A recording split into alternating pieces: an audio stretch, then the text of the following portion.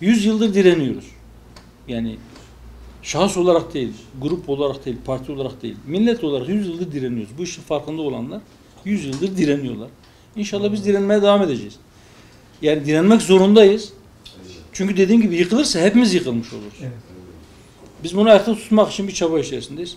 Siyaseten getirisi şu olmuş, bu olmuş, hiç de ona takılmayız biz. Allah razı olsun. Yani bu İstanbul Sözleşmesi ile ilgili olarak emin olun, yani öyle bir hava estirdiler ki neredeyse muhalefet yekpare sahip çıktı İstanbul Sözleşmesi'ne.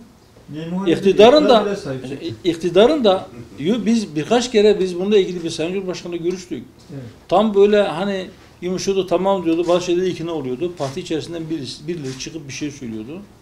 İsim vermeyeyim ama partinin içerisinde canhıraş bir şekilde bu sözleşmeyi savunan pek çok sayıda kişi var. Bunu da kamuoyu biliyor. Yani sizler de bilirsiniz, isim zikretmemize gerek yok. Öyle olunca hükümet bu konuda biraz gevşiyordu ya da geri adım atıyordu. Fakat biz yılmadık. Biz geri adım atmadık. Biz doğru olduğuna inandığımız şeyde ısrarcı olduk. Sonuçta aldık. Yani bu sonucu biz yaptık, biz gerçekleştirdik anlamında söylemiyorum. Neticede öyle bir sonuç hasıl oldu. İnşallah hayırlı olmuştur yani o sözleşmenin iptali ama yetmedi şimdi. Yani onun kuyruğu olan şeyler var. Şimdi onun için 6251 var İstanbul Sözleşmesi'nin maddesi. Toplumsal cinsiyet eşitliği uygulamaları hiç iptal olmadı. Aslında şu anda dünya çapında sadece Müslümanların değil, sadece Türkiye değil, küresel emperyalizm aileyi ve insanlığı ifsad ediyor. Kadın kadına, erkek erkeğe evlilik demiyorum, beraberlikten çocuk olmayacağına göre o zaman buna da kaldırması lazım. Yoksa iki tarafı da idare etmek olmaz yani. Onun için de sizlerden hani siyasi görüşmeler yapıyorsunuz. Her okulda, her derste bir aileyle ilgili bir ders olması lazım. Aile okulları sadece sivil toplum değil, Diyanet, Milli Eğitimi, aile okulları nasıl yapabiliriz, nasıl ihya? Asıl savaş bu başkanım yani. Evet. Toplumsal cinsiyet eşitliği. Zorluyor, teşvik değil. Bunu dayatıyor. Mecbursunuz diyor.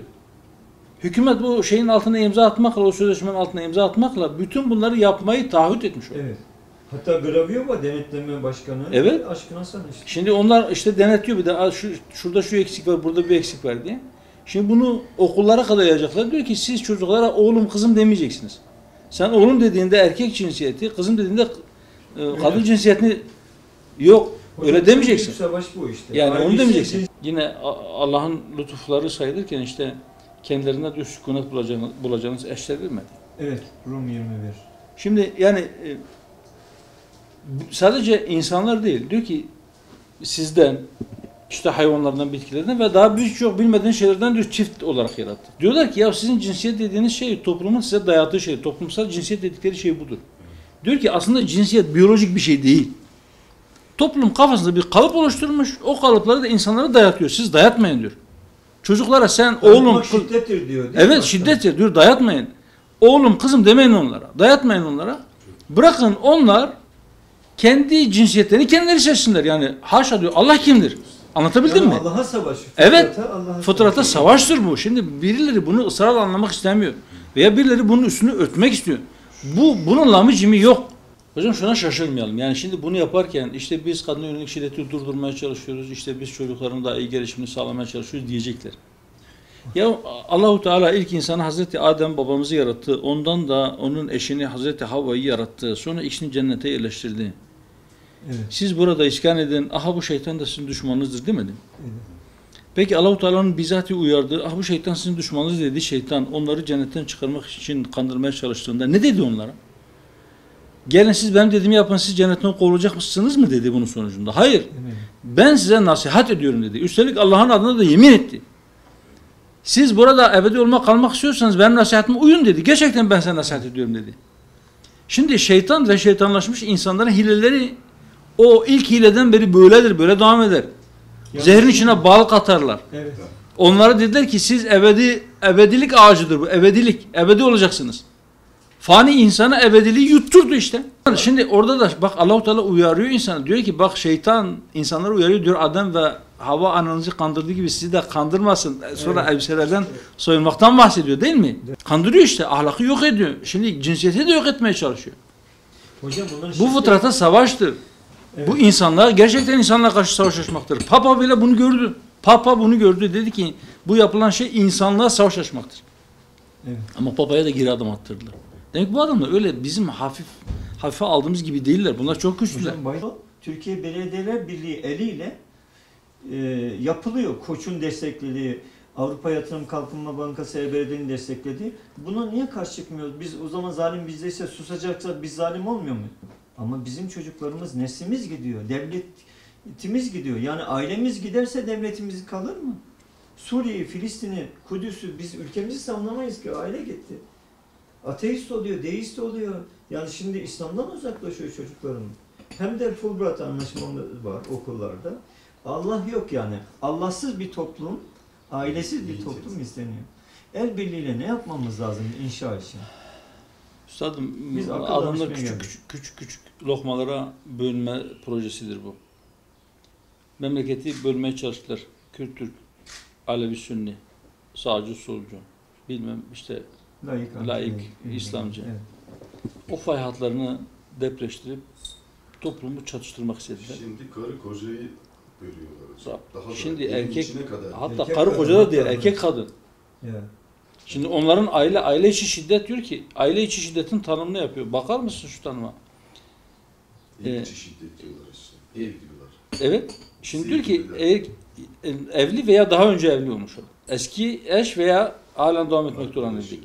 Partneri. Birlikte olmuş olan, evin içinde veya dışında herhangi bir şekilde birlikte olmuş olan kişinin Evliliği cezalandırıyor başkanım değil mi yani sonuçta? evliliği yok etmeye çalışıyor. Üstadım şu anda Avrupa'daki her Kendisi doğan de iki şu çocuktan yani, bir tanesi kendisi evlilik de dışı. işte. Evet. Tabii, Nesiller Norveç'te karışmış Danimarka- birbirine. Bizi de o noktaya götürmeye çalışıyor. Bizi o noktaya götürmeye çalışıyor. Bizi kendilerine benzetmeye çalışıyorlar. Yani topla tüfekle Evet. yapamadıklarını. Şeytan kovuldu. O Hazreti Adem babamızı da Havva anamızı da cennetten kovdurdu. Evet. Ama onlar fark etti hataların, geri döndü. Tövbe etti, geri döndü. Biz hatamızı fark edip dönmezsek biz iblisleşeceğiz. Allah muhafaza etsin. Evet. Bir yolda bir yanlış adım atıldı. Dönelim. Yani bunu görmek için illa allame olmaya gerek yok. Allame cihan olmaya gerek yok gerçekten. Kör olmamak yeterli bunu görmek için. Aile yıkılıyor işte, rakamlar ortada. Bu tuğyandır üstadım. Yani gerçekten Allah'a savaş açmaktır. Savaş bayrağını kaldırdılar. İsyan bayrağını kaldırdılar. Kime? Fıtrata. Kime? Allah. Yaratılışa. Kime? Yaradana. Kim o sancağın altında toplanırsa belasını bulacak. Bunun lamıcımı yok. Bizim bunu topluma iyi anlatmamız lazım. Bizim onlara da anlatmamız lazım.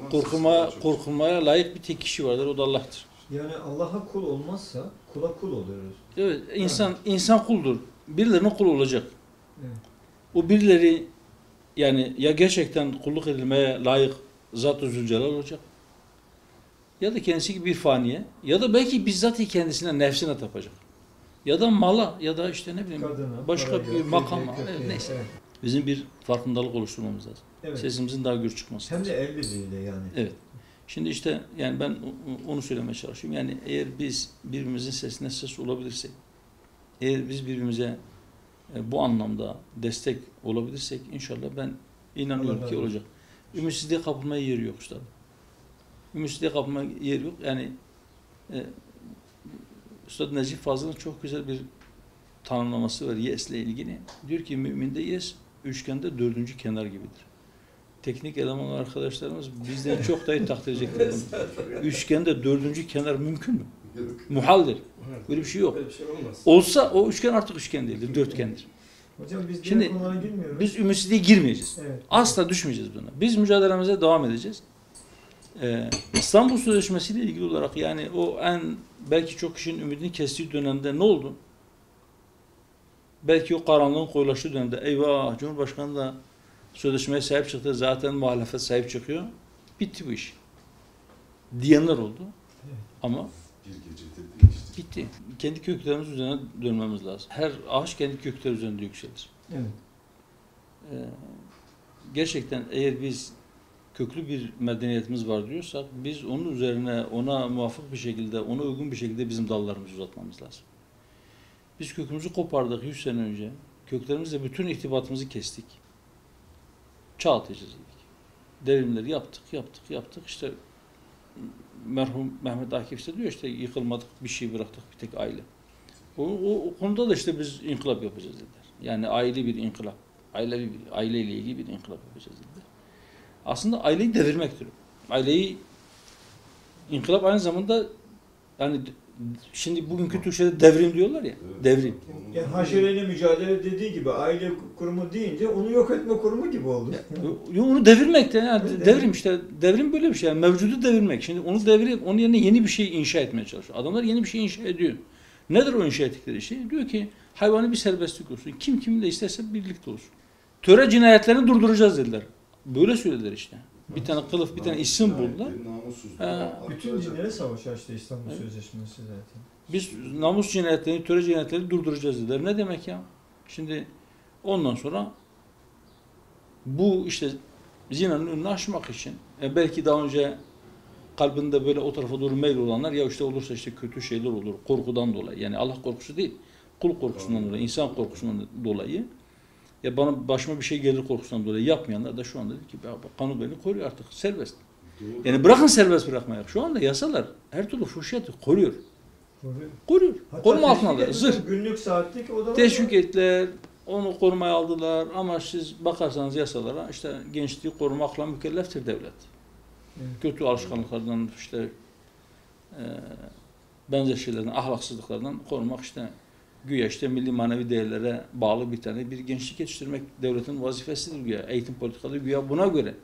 Ama maalesef bunlar hepsi kağıt üzerinde.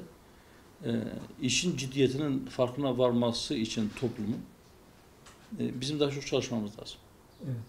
Hepimiz. Biz çalışırsa, toplum bu konuda sesini yükseltirse, o kaygısıyla hareket edenler de bu konuda adım atma mecburiyetinde hissedecekler kendileri.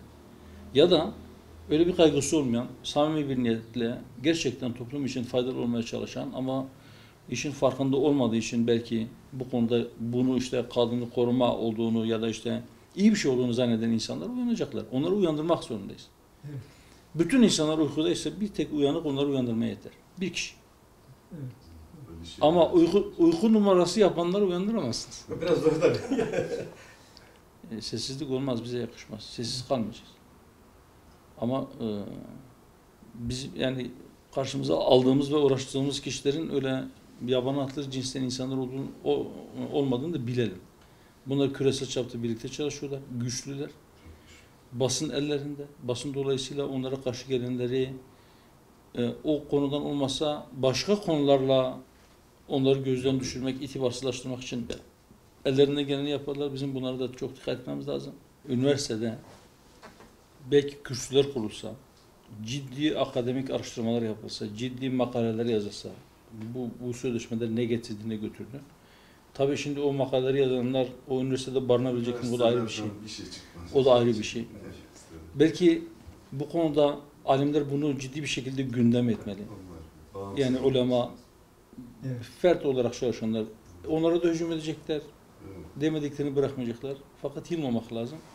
Şunu unutmamak lazım ki eğer bizim alimlerimiz gerçekten enbiyanın varisiyse unutmasınlar ki o nebilere de çok ciddi saldırılar oldu. Yalancılıkla suçlanmayanı var mı? Belki birkaç istisnası hariç. İşte bu büyülenmiş, sihirlenmiş, delidir dediler. Farklı ithamlarla karşı karşıya kaldılar. Saldırılara uğradılar, şehit edilenler oldu. Sürülenler oldu, taşlananlar oldu. Bunlar olacak. Doğruları söyleyen insanın, bu müfsitlere karşı gelen insanların bu benzeri saldırılara maruz kalması tabidir. Bu da bir imtihandır. Evet. Bakalım bu karşı koyuş ne kadar samimidir, ne kadar devam edecek. Yani böyle ucuz bir karşılıkla karşı çıkmak mümkündür. Biz onu yapalım. Olmazsa zor görünce biz arkamızı dönüp vazgeçelim bu işten diyenlerle bu işi sürdürenler elbette ayrışacaktır yani. Aralarında ciddi bir fark olacak. Zaten bizim yılmamamız lazım. Gerçekten yılmamamız lazım. Yarın bir gün bize başka etiketler yapıştırabilir. Problem değil.